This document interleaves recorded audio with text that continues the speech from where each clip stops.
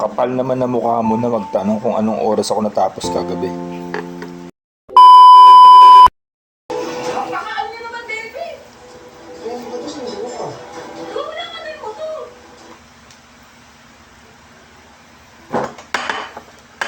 Anong oras ka natapos kagabi?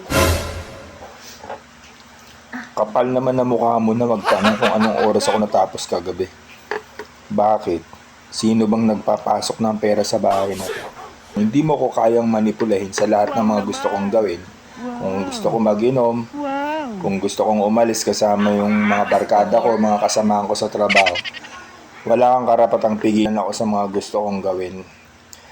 Dahil asawa lang kita. Dito ka lang sa bahay, alagaan mo yung mga bata at mag-antay ka ng sweldo. Yan ang sinabi ni paring Ricky sa asawa niya. Kaya yun, pinalayas na siya. Naghiwalay na sila. Aray.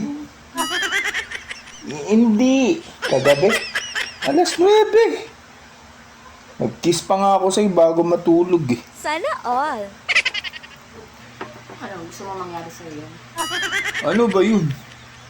Kasi hindi mo pagsulit-sulit mo sa akin, ha? Kinikwento ko lang nga yun si Ricky, yung ginawa niya sa asawa niya, kaya siya pinalayas eh. Kailan ko pa ginawa sa yun, tsaka hindi ko naman kayang gawin sa yun. Wow naman! Wow! Sa'yo. Wow! Labo mo naman, kumakain tayo. Ano, gusto mo mangyari sa'yo yan? Ba't mo naman gagawin sa akin yun, hindi naman kita ginagano.